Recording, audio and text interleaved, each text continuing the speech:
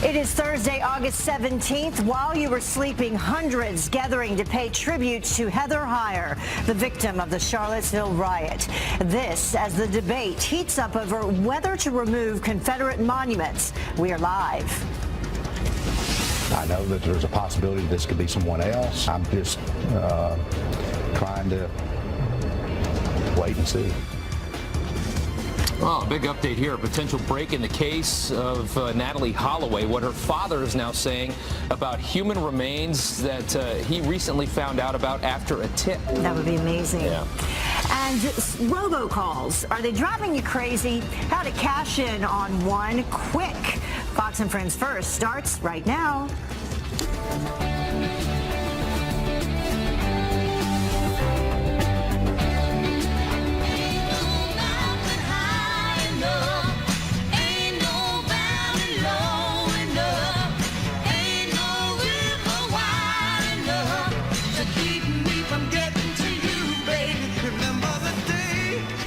Yeah, it's dark outside now.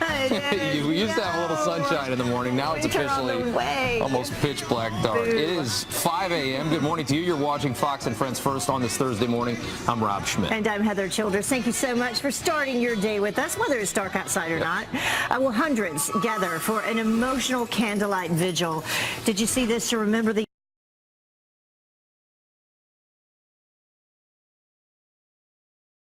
32-year-old Heather Heyer, who was killed in last Saturday's violence.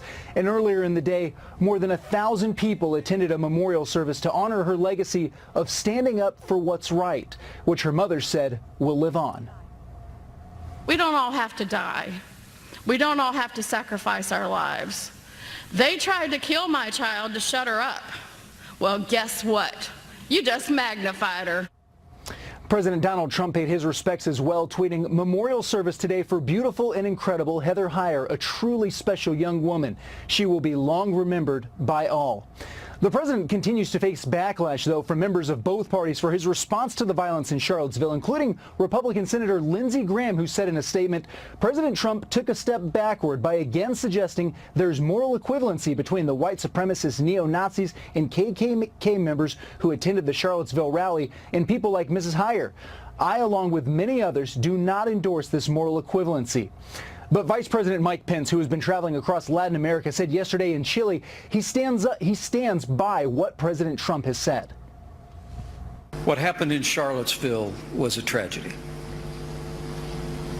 And the president has been clear on this tragedy, and so have I. We're also praying that in America that we will not allow the few to divide the many. And yesterday, Attorney General Jeff Sessions announced that the driver, the 20-year-old driver who killed Heather Heyer and injured 19 others, could also face federal civil rights violation charges as well as hate crime charges. Heather and Rob? All right, Garrett, thanks so much. Thanks, Garrett. Well, thousands of people taking to the streets of Philadelphia to march against white supremacy. The rally showing solidarity with the victim of the deadly Charlottesville riot. This as 3 more protesters are arrested and charged in connection with the Confederate monument torn down in North Carolina. 4 people total now accused of inciting a riot that damaged public property. Virginia Governor Terry McAuliffe now encouraging the removal or relocation of all Confederate monuments in his state. Meanwhile, in Baltimore, at least 4 statues already removed under the cover of darkness. The mayor says that she wanted them hauled away quickly and quietly, calling it long overdue. Well, removed in secret in the middle of the night and by angry mobs, Confederate memorials are coming down all across the South, all across the country, really. But the Weekly Standard's Steve Hayes says that they should stand to educate us about the dark times in American history. When you talk about tearing down statues in the middle of the night without any debate or any discussion, I think that's a bad way. That's not creating the kind of debate that I think we ought to have. Look, it matters. I mean, some of this stuff is on a case-by-case basis. I don't think that there's necessarily one right way to handle this and one wrong way to handle it. I feel very differently about a statue erected to a Confederate battle general in 1867 than I do in 1967. I mean, the intent of the statue itself matters. But I think think we ought to be very careful in this country about going and eliminating entire classes of memorials to what our collective history is, whether it's history that we love and history that we want to celebrate, the American Revolution, things that are difficult chapters in our history, like the Civil War and others. You can't erase what's happened by eliminating the monuments. Well, in the meantime, we're talking a little bit on the same subject here, more about speech, though, and censoring that. Social media sites, internet sites like Google, Twitter, Facebook beginning to police hate speech, cracking down on a lot of the despicable things that you see online from white supremacists and other hate groups. But it's a difficult little area, and we're going to hear a soundbite here talking about why it's a dangerous situation to be in and a slippery slope when you start to edit out free speech. Freedom of speech enables you to argue for other freedoms, and that is the point of it. When you have someone who is actually in control of ideas, who knows the data of just about all 7 billion people on the planet, and it is enforcing an ideological straitjacket, that is far more disturbing than if a Standard Oil or MGM are enforcing ideological straitjackets. So I actually think we're moving into a very dark era where YouTube and Facebook and Twitter will bounce more and more people off their monopolies, and that will lead to more violence in the street. I mean, it does boil down to, who makes the determining factor as to which type of speech is acceptable and which is not, which is, not acceptable. The other thing that's happening on Facebook, and I don't know if you've been reading about this, are different groups calling for what they believe to be individuals who are white supremacists to be called out online, and they're making lists of people, and there's some celebrities who have said, okay, give me the names of all the white supremacists who they'll post them. And more so when it comes to the speech, it's an interesting topic, because I think everybody can agree that on the political spectrum, people that are on the very far right and the very far left, a lot of them tend to be crazy and uninformed, unintelligent people. But silencing them becomes dangerous, because then it's like that's a slope, and you start to slide down that slope, and it's just the beginning. Does it get to the point where everything that offends people starts to get silenced and censored? That's when you're in dangerous territory. Which is the same argument with the Confederate statues right now that people are making. Exactly. Yeah. Where does it end? Yeah. All right. Okay. Moving along now. President Trump meeting with Small Business Secretary Linda McMahon today after disbanding 2 business advisory councils. The news came after several CEOs resigned over the president's response to that deadly rally in Charlottesville, Virginia. The president tweeting, rather than putting pressure on the business people of the Manufacturing Council and Strategy and Policy Forum, I am ending both. Thank you all. All right, the White House has a new interim communications director. Senior communications advisor Hope Hicks will temporarily fill the gap that was left by Anthony Scaramucci as the White House finds a permanent replacement. Scaramucci tweeting his approval, saying Hope is a terrific person and will do a great job, wishing her the best. Well, better benefits for our heroes returning home from the battlefield. President Trump signing the Forever GI Bill, bringing some big changes to education benefits for service members, veterans, and their families. The VA secretary praising the move. This is expanding our ability to support our veterans in getting education. This is another example of bipartisan support that brought us this GI Bill, so I want to thank members of Congress, I want to thank our veteran service organizations, and I want to thank the President. Among the changes, veterans will no longer have a 15-year deadline to access education funds. The bill also allows all Purple Heart vets to receive benefits. Meantime, the nation's largest pharmacy benefit manager will soon limit the number and the strength of painkillers that doctors can prescribe to first-time patients. The move by Express Scripts is an effort to curb opioid addiction in America. But the American Medical Association says that these kinds of decisions should actually be left up to doctors and their patients. 33,000 Americans have died from overdose-related deaths in 2015. All right, a U.S. soldier killed while fighting ISIS in Afghanistan. The Pentagon saying both American and Afghani soldiers were also injured in this combat operation, although it's unclear how many. This is the 10th U.S. service member to be killed in Afghanistan just this year. It comes as President Trump weighs a decision to send up to 4,000 more U.S. troops to Afghanistan, trying to finish that job of 16 years, and that could happen here in the next coming days to send more troops. As he weighs that decision, the president heading to Camp David tomorrow, where he'll meet with his national security team. There, they'll discuss the strategy on the 16-year war in Afghanistan, the nation's longest conflict ever. President Trump last at Camp David back in June with his family for Father's Day. He'll be heading back there again. Well, a massive search is underway for 5 missing soldiers after their helicopter went down off the coast of Hawaii. Several boats, a Coast Guard plane, and 2 choppers are out looking for the men. It's near Oahu. 2 Black Hawk crews were conducting nighttime exercises when communications were lost. Some debris, including a portion of the chopper's fuselage, have been recovered. The cause of the crash is still unknown. Well, dozens of inmates are dead, killed in a prison riot in Venezuela. Military forces sent in to regain control after violent gangs overtook the facility several weeks ago.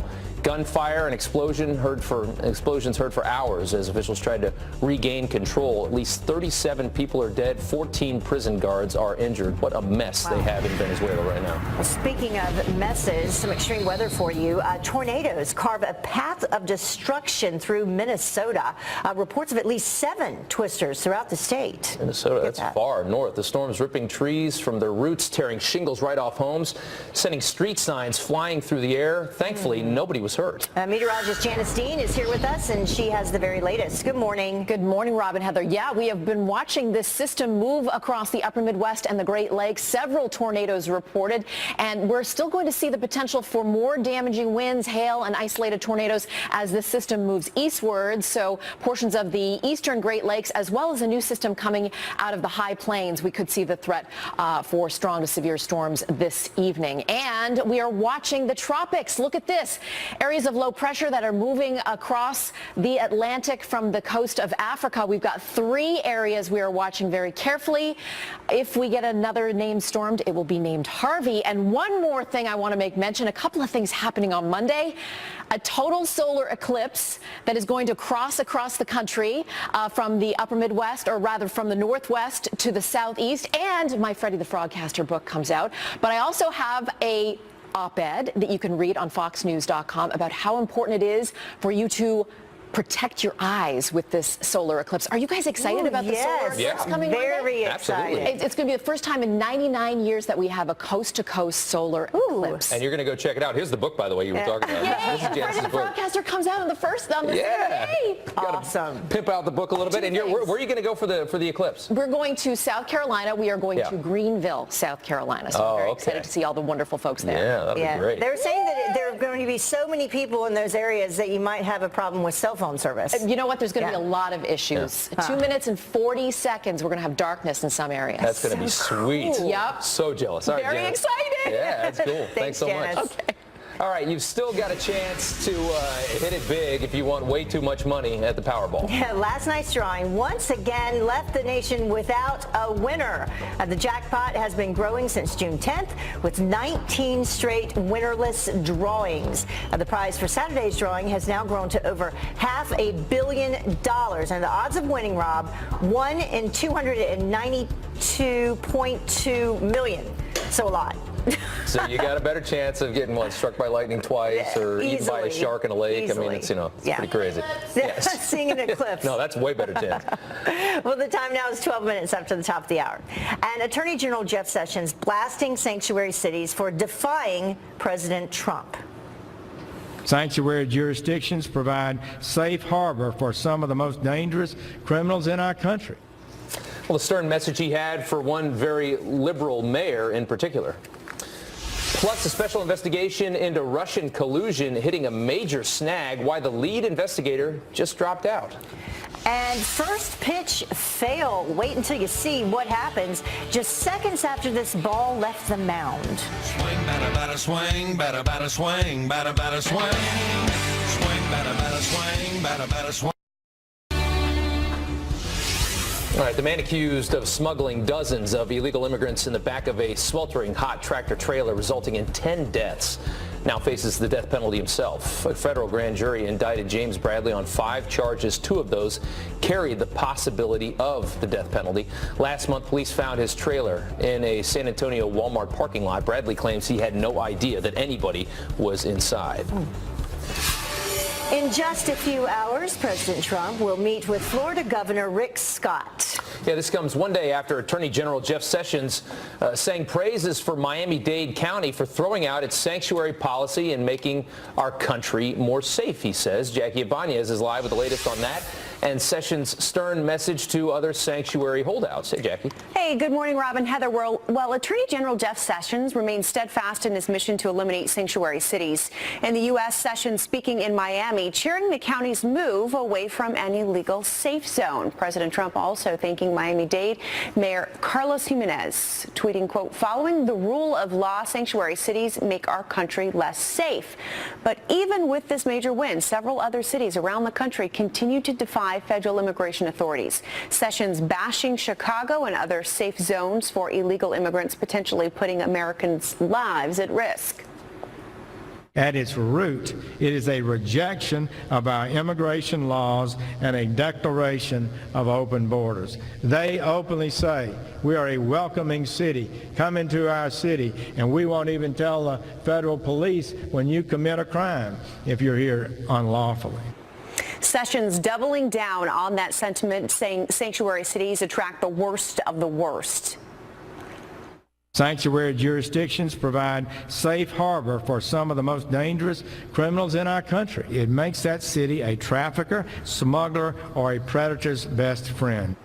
But these chilly warnings don't mean much to Chicago Mayor Rahm Emanuel. In a statement, the Democrat says, quote, we will not cave to the Trump administration's pressure because they're wrong morally, wrong factually, and wrong legally. Last week, the city of Chicago sued the Justice Department for plans to cut off federal grant money to sanctuary cities. Rob, Heather? All right. Governor Scott, a friend of Fox and Friends First. So look forward to hearing what that meeting's about. Thank you. Jackie, thanks. Well, remember when President Trump said this? Many of those people were there to protest the taking down of the statue of Robert E. Lee. I wonder, is it George Washington next week? So will George Washington now lose his status? Are we going to take down, are we going to take down statues to George Washington? How about Thomas Jefferson? Well, now a Chicago pastor is calling on the mayor to remove a statue of George Washington and change the name of 2 parks, saying it's time to stop honoring slave owners. Bishop J. Edward Dukes is asking the mayor of Chicago to scrap the name of Washington and Jackson parks on the city's south side. It's the same area that's been plagued with deadly shootings. Dukes says that he's not trying to erase history, he's just trying to educate people. If you're going to leave it up, then put a plaque on it and tell the history of the totality of what the person was, and then you tell what you call his so-called flaws was. Chicago's mayor has not yet responded. All right, 20 minutes after the hour, reversing course. UC Berkeley known for violent riots over conservative speakers. But wait until you hear how the new chancellor is kicking off a brand new semester. There's 24 of us, Gail. Only one comes out. And Hollywood Hunger Games, you'll never guess who just dethroned Jennifer Lawrence as the highest paid actress of the year. Also, the Chick-fil-A that was just dubbed the most useless in America. Cold beer on a Friday night. A pair of jeans that fit just right. Well, a Fox Business Alert for you. Here we go again. Remember those exploding Samsung Galaxy phones? How could you forget? Well, the company now facing another major recall over concerns for the same thing. Oh, that's lovely. Yep. Tracy Carrasco from our sister network Fox Business here with what you need to know if you have a Galaxy Note 4. Hey, Tracy. Good morning, guys. Yeah, nearly a year after Samsung recalled and discontinued its Galaxy Note 7 smartphones, now more than 10,000 Galaxy Note 4 devices have been recalled because of concerns concerns they could overheat, posing a risk of fire or burns to users. Now, the recall involves batteries placed in refurbished AT&T Samsung Galaxy Note 4 cell phones by FedEx supply chain and distributed as replacement phones through AT&T's insurance program from December 2016 to April 2017. They discovered that some of the recalled batteries are counterfeit. Now, those Note 4s, those are from like 2014, so it's an older